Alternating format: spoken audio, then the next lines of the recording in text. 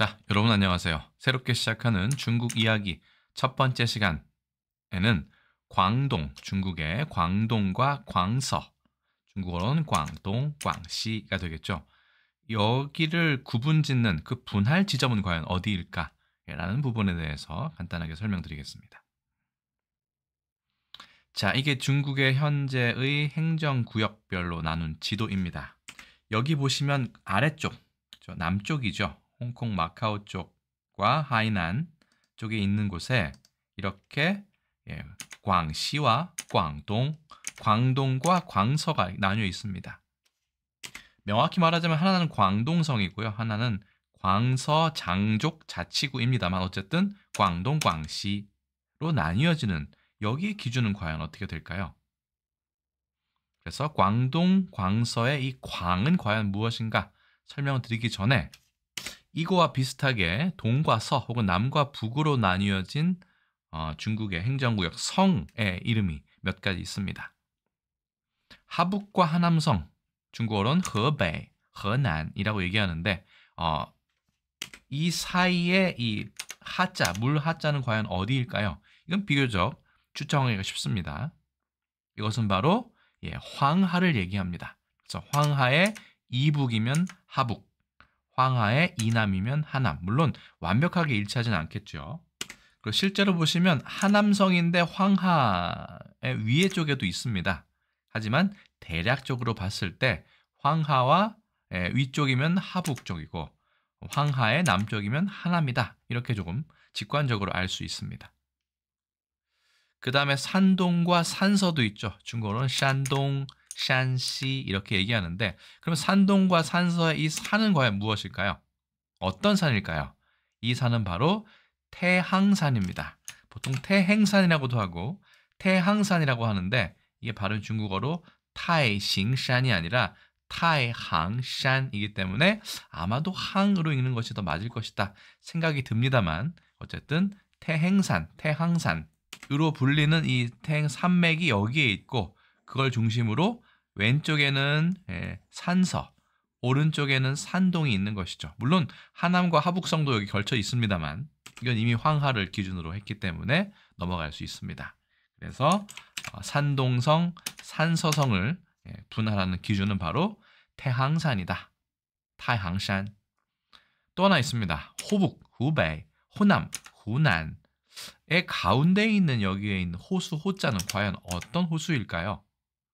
정답은 똥팅호, 우리말로는 동정호라고 얘기하죠. 정확하진 않습니다만 동정호의 북쪽에는 후베이, 호북이 있고요.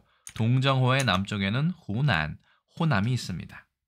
참고로 이 동정호는 중국의 전체의 호수 중에서는 3위, 담수, 그러니까 민물로 된 호수, 염수가 아니라 민물로 된 호수 중에는 크기가 2위에 속하는 아주 큰 호수입니다. 그래서 동정호의 북쪽과 남쪽에서 호북, 호남성으로 나뉜다.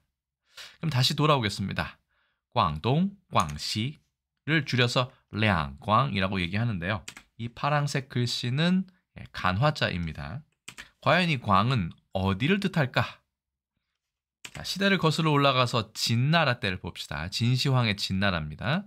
운남을 상군, 코끼리가 말한다 봐요. 광서를 계림군, 광동을 남해군이라고 했습니다. 남해가 해남이니까 바다 쪽 남쪽에 있는 바다에 있는 군이다. 지금의 광서를 계림, 광동을 남해군이라고 이미 구분을 지어 놓았습니다. 여기에는 아직은 넓을 광자가 출현하진 않습니다. 이건 지금 현재 지명입니다. 그러다가 진나라의 시황제가 죽고 2세 황제인 호해, 지록위마라는 고사로도 유명한 그런 어리석은 황제의 대표 명사라고 볼 수 있죠. 그러니까 제외하고 진승 오광의 난 등으로 진나라가 혼란해집니다. 그리고 이제 멸망하게 되는데요. 그때 이쪽에 내려와 있던 장군 중에 조타라는 사람이 진나라 멸망 후 이쪽 지역을 남월국이다. 이 넘을 월자를 베트남어로 비에트라고 이야기하는 것 같아요. 그래서 월남을 비에트남이라고 부르는 것도 관련이 있겠죠. 그래서 상군, 지금의 운남성, 남해군, 지금의 광동성, 계림군 등 3군이 기본 영토로 되는데 베트남의 일부 지역도 현재 포함이 되어 있는 남월국을 건국합니다. 이 조타라는 장군이 살아있을 때는 한나라와 이 조타 남월국이 대등한 군사력을 보였지만 역시 이번에도 조타의 사후 죽고 난 뒤에는 힘이 많이 빠져서 한무제 즉위 후 기원전 11년 남월국은 한나라에 의해 멸망하고 그 위치에는 구군이 설치가 됩니다. 여기까지 따라오셨을 거라 봅니다. 근데 한나라의 어떤 명칭 중에 이 광신이라는 명칭이 보입니다. 잘 보이실지 모르겠어요. 여기가 남해입니다. 광동성인데 이 광서 쪽과 광동성을 가르는 곳에 이 넓을 광자가 처음으로 등장하는 것이죠. 지금은 어느 지역을 뜻하는지는 아직 의견이 분분하기 때문에 알 수 없습니다만 어쨌든 가운데에 광신이라는 이런 지역이 있죠.